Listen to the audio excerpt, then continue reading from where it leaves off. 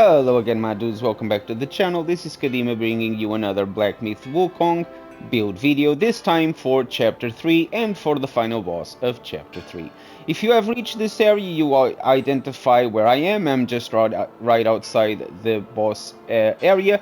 One thing that I want to mention is that if you have made it this far and you have done it just like I did, you should be around level 70 to 75 and you should have killed every single available boss up to this point. To ensure that is the case, your journal should look like this. I have all lesser Yogwais. I am missing one chief, which is the Chief Macaque, which you get inside this boss area. The last king is the boss, and the character is also to do with the killing the boss. So this is how it should look for you guys as well by now, to be able to ensure you are on the right path. And as you can see, I have also got all the meditation places. Let's talk about the equipment. As you can see on the right side, I am level 70. One thing I want to mention is that my health is at 615, mana 320 and stamina at 260 with attack at 74 and defense at 193. This is because so far I have invested all my celestial medicines into health. And when it comes to mana, I have invested about 6 so far. So this gives me the stats as you see on the right side of the screen.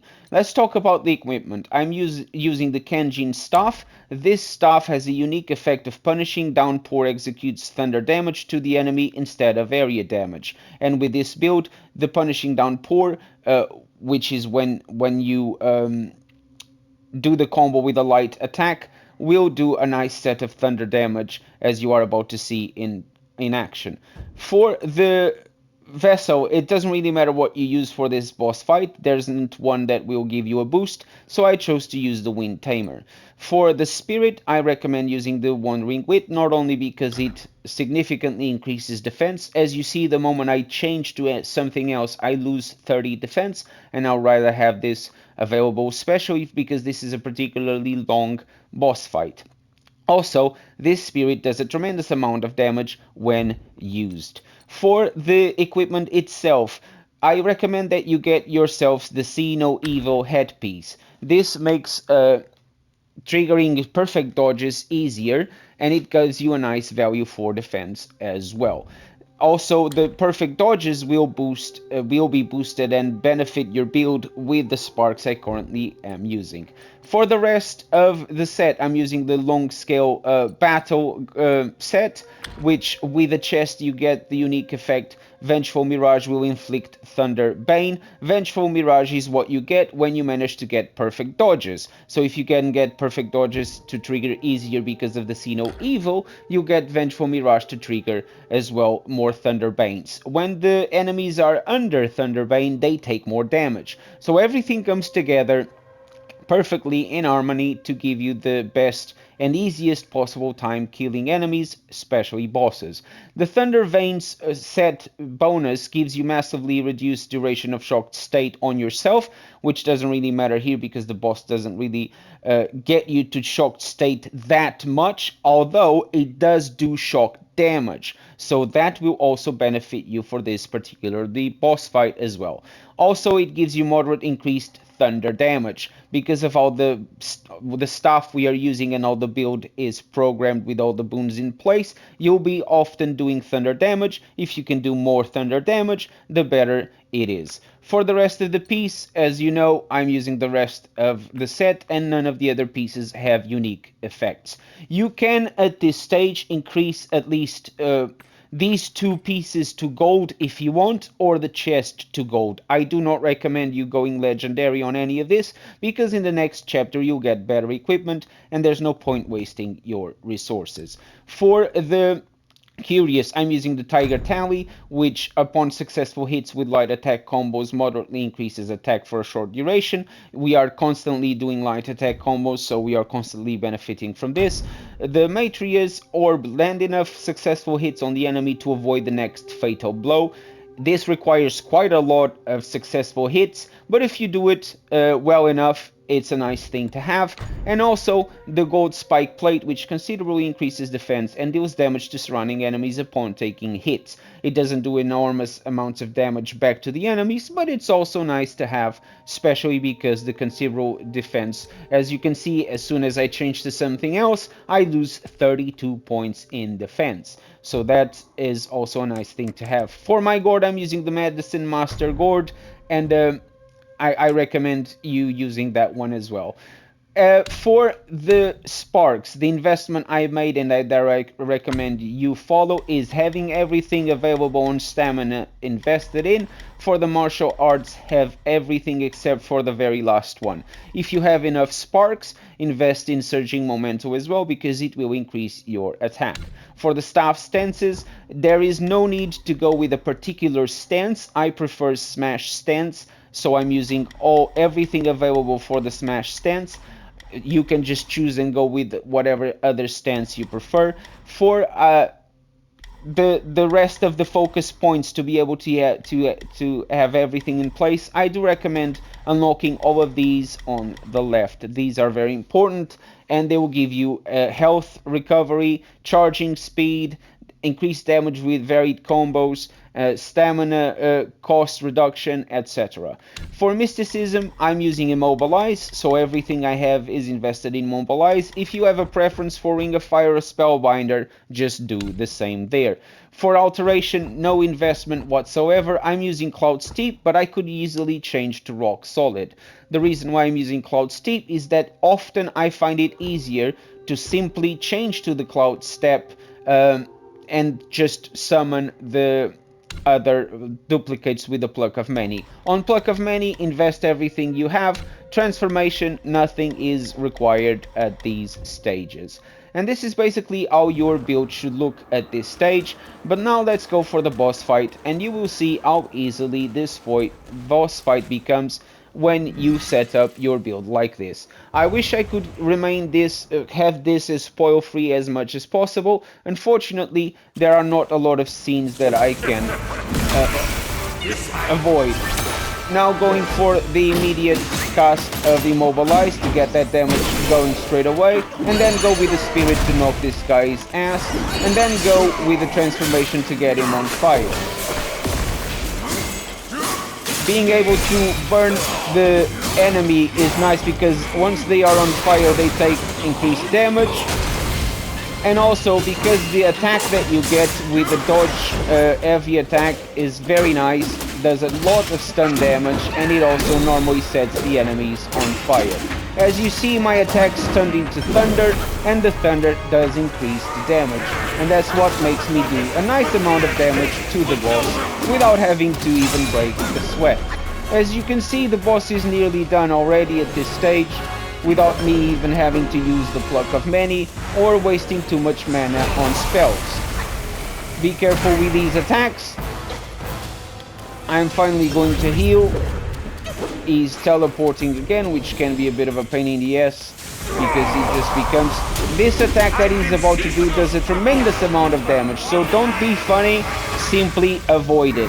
That thing does insane amounts of damage, so just stay away. Don't be brave, don't go try to interrupt him.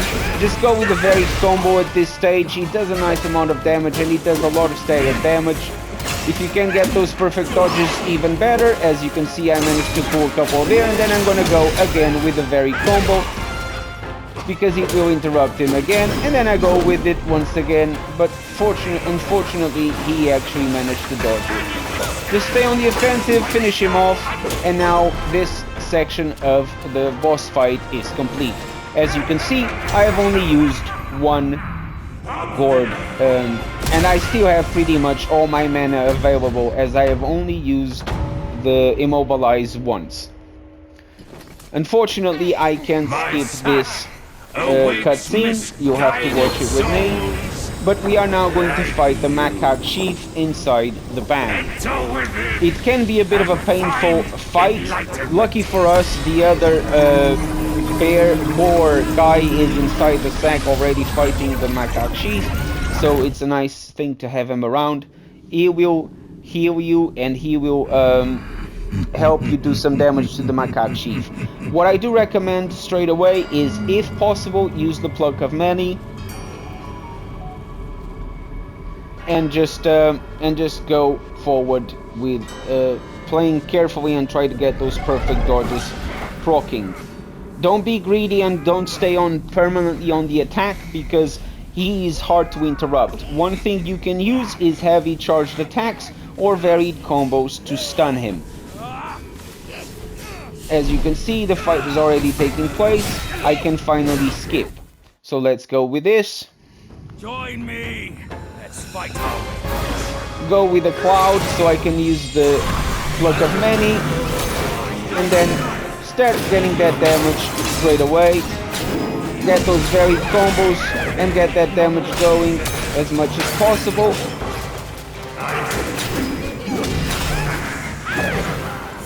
Unfortunately, he is avoiding my varied combos quite well. This time he didn't avoid it, good thing. I'm gonna go with the transformation. Try to get him on fire.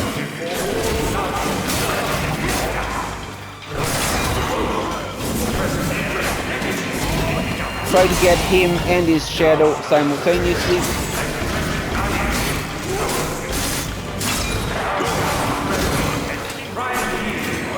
And then try to stun him and do a nice amount of fire damage.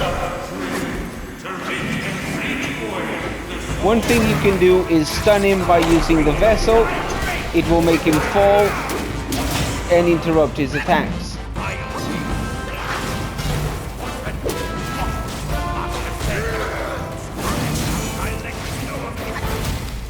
Lucky for me, he is actually quite distracted with the boar guy. This gives me the chance to try to land some combos. Unfortunately, didn't land. But as you can see, the fight is nearly finished, and I'm not really having a hard time at up to this stage. It does manage to nearly kill me there with that one hit. That's why I say you should be careful. Don't let yourself be tempted in just spamming attacks, or stay aggressive. Try to get those perfect dodges.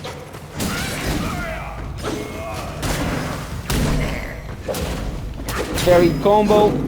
Unfortunately, I didn't get it to land, and I also didn't get the charged attack.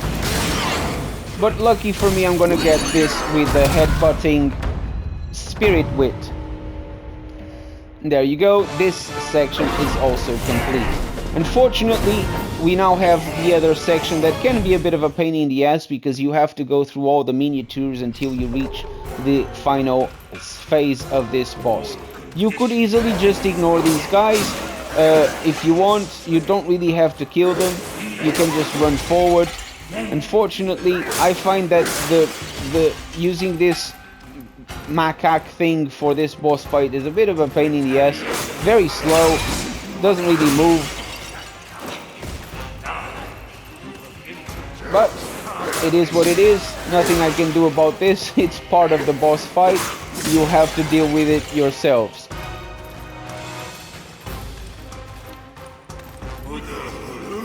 Here comes the wings.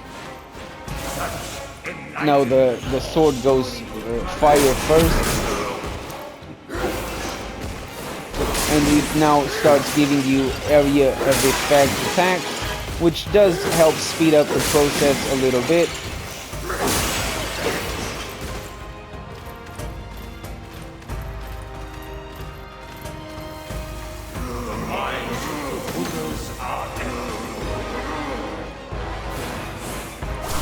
Now comes the wings, which makes dodging easier.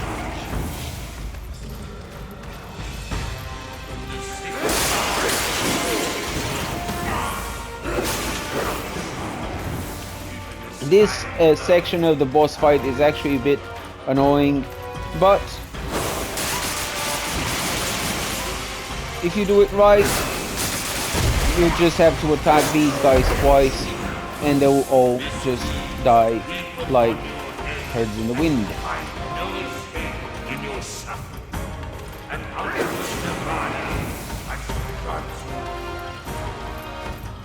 Gotta go all the way back up. We're getting close to the final boss section. And there we go. This is where the final boss section is.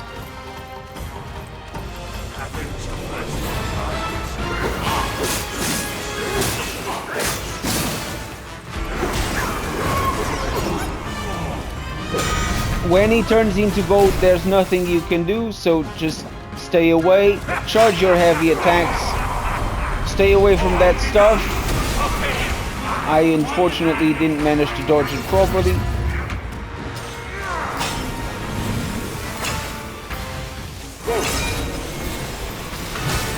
But finally I managed to charge my heavy so I can get him out of being made of pure gold, which is a bit of a pain in the ass. Get that damage going, build enough focus points for some varied combos because that will interrupt him. No need to use my mana just yet. This is a part of the boss that you can't avoid. It's part of the boss fight. Behold my Macaque. How can magnificent? There you go. Finally I can skip.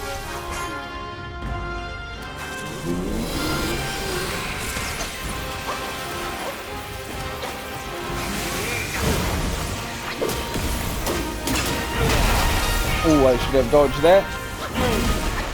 Unfortunately, I didn't do so.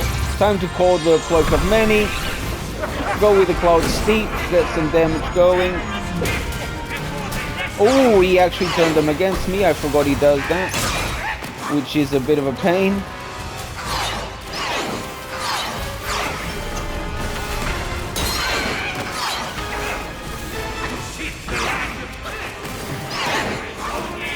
Unfortunately, there's nothing I can do here.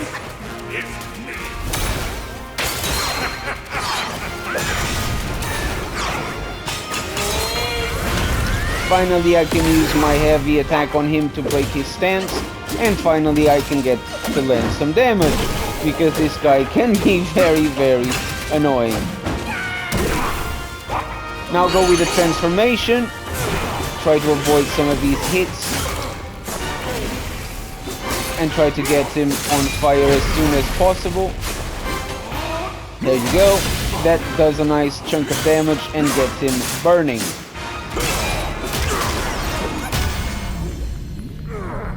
And now he does it again. Nothing I can do. I can't skip it just yet. Now I can. Time to heal. You can't interrupt him when he does that. Again, I remind you, just stay away. Don't be brave. Don't just stay as far as you can at this stage. In the meantime, charge your heavy as you walk to him, and you'll manage to stun him again. If you can use the vessel now to interrupt him.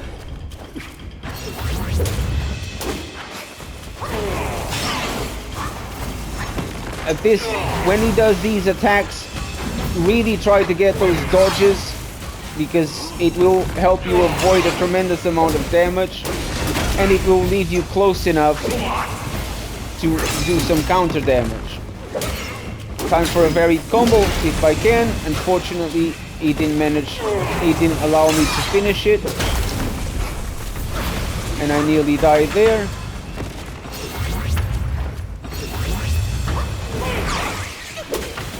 Nice perfect dodge. Varied combo time. That is nice. Get a charged heavy as well. Interrupt him a second time and then headbutt him with a spirit, and he's nearly done. And then I just finish him off with a couple of R1s. And this is pretty much it, guys. The build, as you see, trivializes this boss fight completely. None of the sections, none of the phases are extremely hard. Just time your perfect dodges, make use of them. Make use of your focused points as well. Ensure you use heavies to interrupt him. Make sure you use fully charged heavies to break him when he's in gold form. And this is pretty much it, guys. I hope you enjoyed the video. Leave a like, share it with your friends, subscribe if you haven't just yet, ask any questions in the comment section down below as well, and hopefully I'll see you in the next one. Cheerio!